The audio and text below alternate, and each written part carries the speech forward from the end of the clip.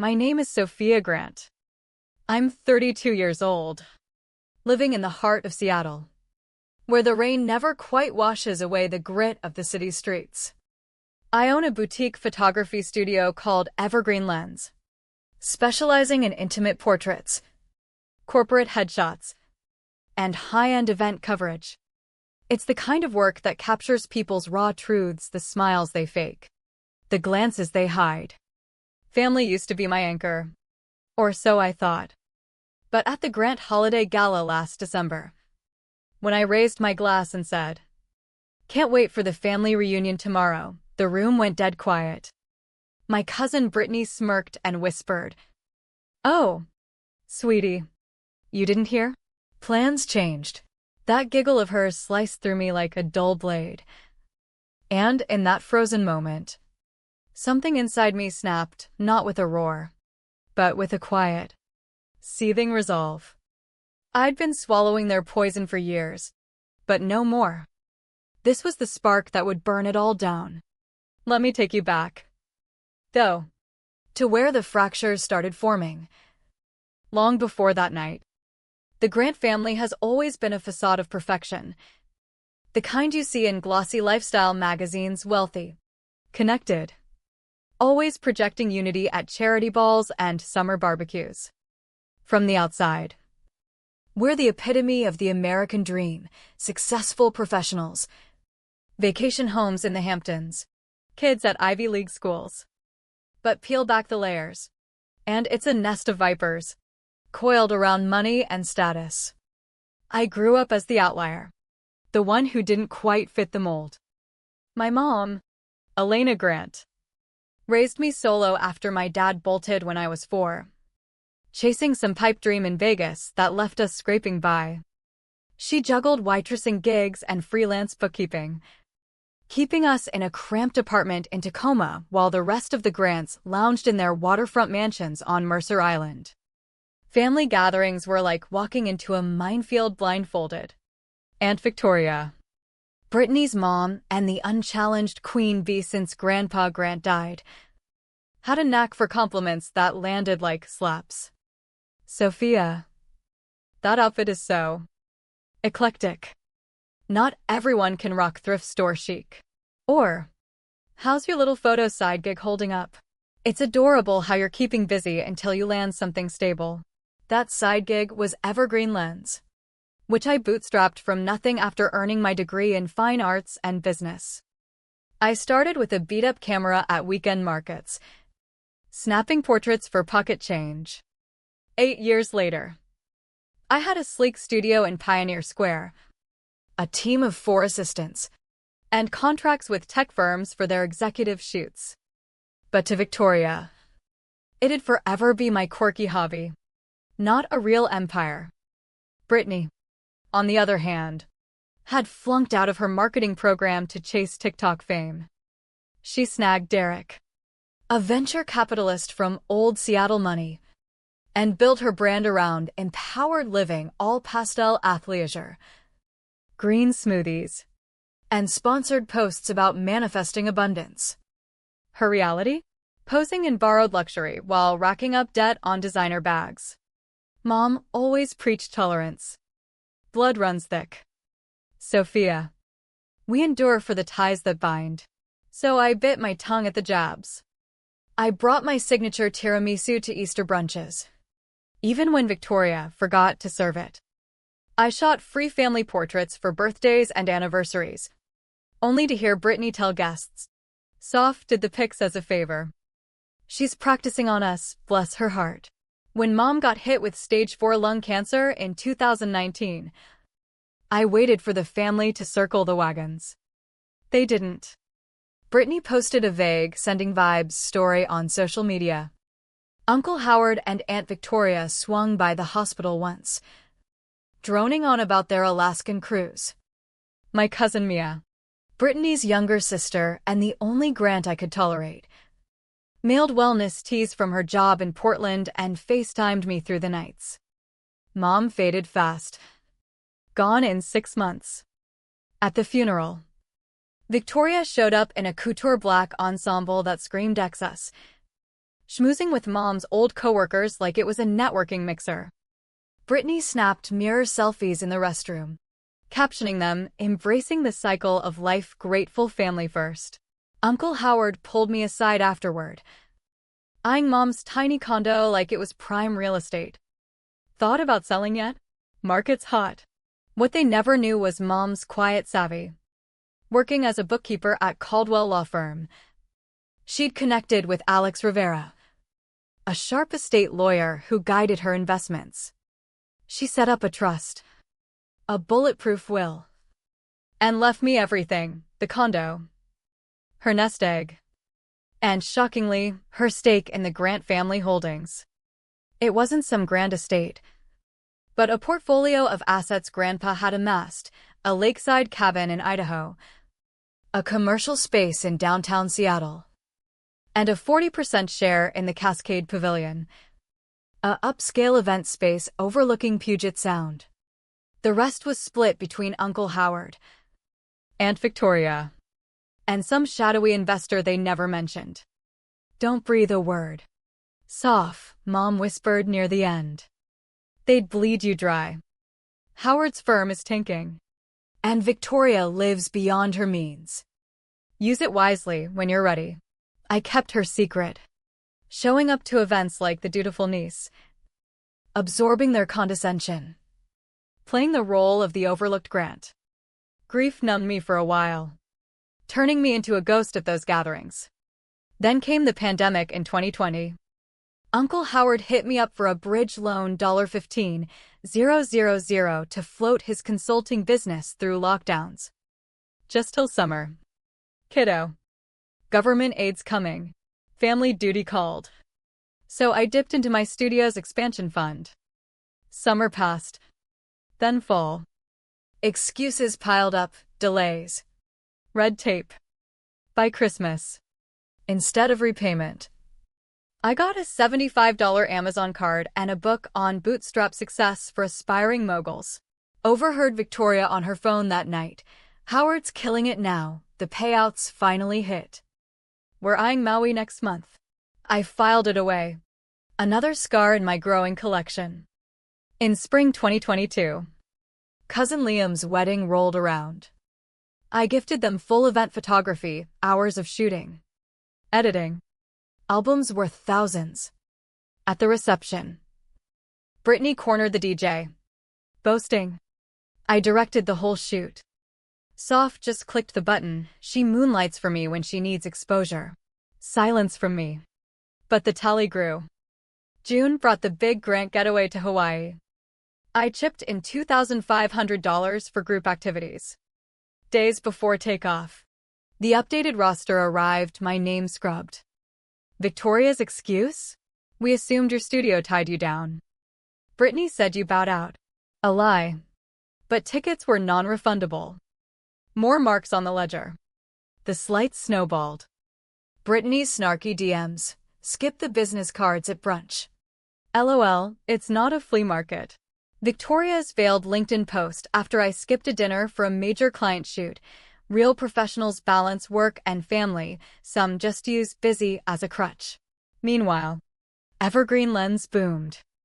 I pivoted to virtual sessions, landed deals with startups, grossed $420,000 in 2023. But to the Grants, I remained Sophia the pity case, the fringe relative clinging to relevance.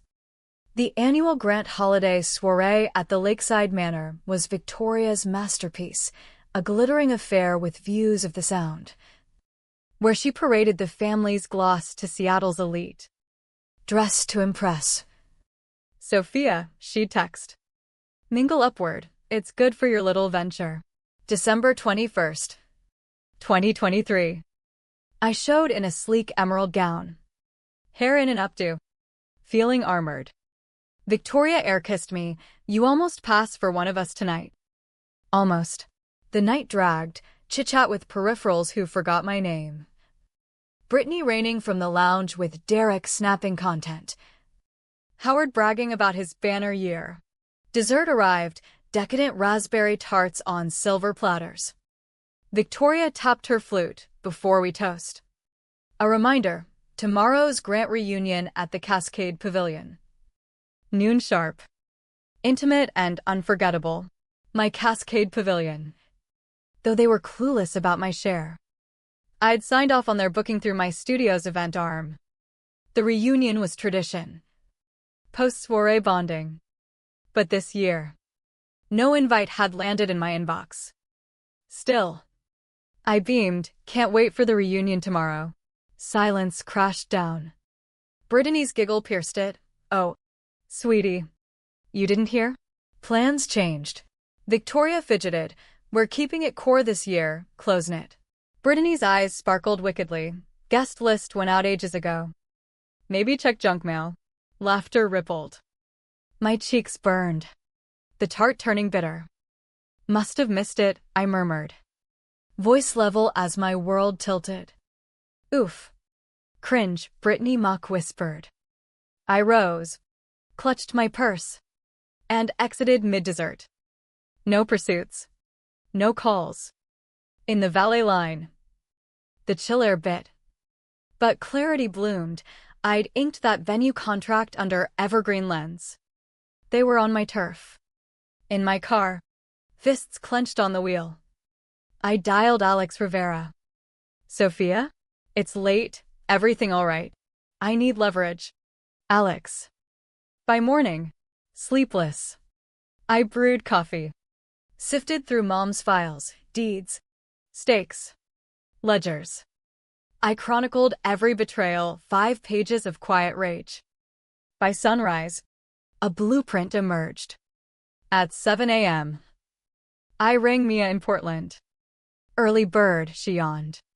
Mia, outcast for her eco-activism clashing with the family's corporate ties, had fled years ago. You hitting the reunion after that stunt? Heard already?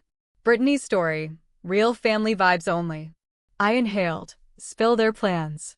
She forwarded chat screenshots, exclusive guest list. Minus us, catered lunch. Trivia games Brittany scripted. Photographer. Quartet. A big reveal from Victoria and Howard. An old email surfaced, a tech conglomerate eyeing the Cascade Pavilion for a conference center buyout.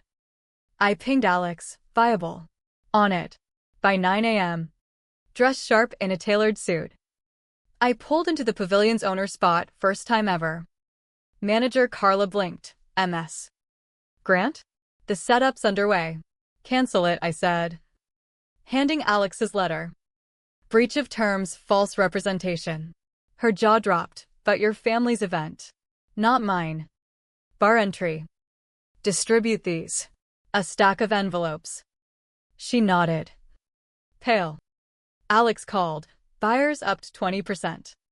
Meeting tomorrow. Book it. I headed to Seattle-Tacoma Airport. Ticket to Maui booked in the wee hours. Solo escape. Shedding decades of weight. As I boarded, I texted Mia, witness the fallout.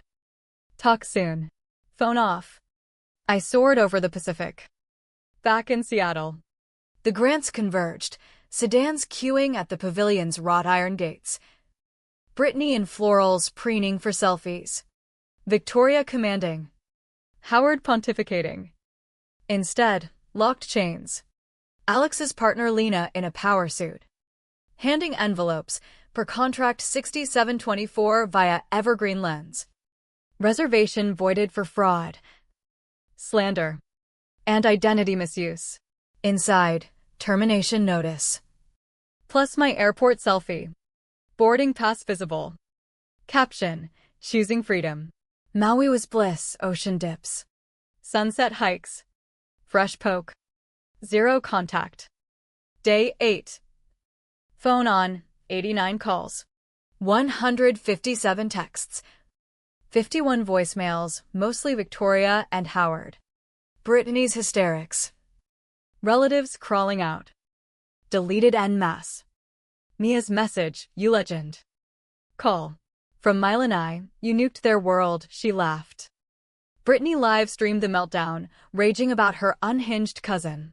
Backfired spectacularly. Screenshots flooded in, old mocks of me. Exclusion proofs. Brittany hemorrhage sponsors yoga brand. Beauty line ditching toxic vibes. Victoria frothed. Accusing leaks. Howard blustered lawsuits. Alex is armored, I said. Selling the pavilion stake, clean break. The ripples lasted months. Howard's firm hit IRS audits, coincidence? Surely. Victoria tangled in a libel mess after bad-mouthing allies. The family chat exploded in blame. Brittany's empire cracked. Victim narrative exposed her cruelty. Followers fled. Deals evaporated. I stayed mute publicly, pouring into evergreen lens, which surged. Sold the stake for a windfall, bought a loft in Belltown with a rooftop garden. Victoria's calls dwindled unanswered. Howard mailed the $15,000, no interest. I funneled it to lung cancer research in Mom's name. Brittany texted, misunderstanding? Let's chat. My reply, no. A reconciliation invite came 3 months later. Declined with, my peace is non-negotiable. My true family? Mia and her partner. Visiting often, my team. Loyal through storms, Mom's spirit. Urging strength. 2 years on. Evergreen Lens has 3 branches. I'm in Forbes' Rising Entrepreneurs. Dating a compassionate chef who adores my lens on life. The grants persist, their soiree. Brittany's pivot to raw parenting amid her pregnancy announcement. Howard's downsized life. I ponder that car moment outside Lakeside. Power dawning. What if I'd yielded again? More barbs? Doubtless. But Mom knew, families who fosters growth. Not thorns. Haven't spoken to them in 24 months, Mia accepted. Last week. She relayed Victoria's probe, room for you always. I chuckled, busy, got a reunion. With whom? Gazing at my blooming rooftop. Mom's photo beaming, myself. Just myself. A text ping from unknown, pavilion photo. Now a gleaming center. Passed by, gardens thrive. Thought of you. V. No reply. Some roots rot better severed. Yielding space for new blooms. My name is Sophia Grant. I'm 34. Thriving in Seattle. Helming a powerhouse studio. I've chosen kin who heal. Not harm, and in that silence. Found my roar. Revenge isn't always flames. Sometimes it's the quiet walk away. Letting their world crumble under its own weight. It's refusing the cage. Building wings from scars. Mom smiles down. That's the only legacy worth claiming.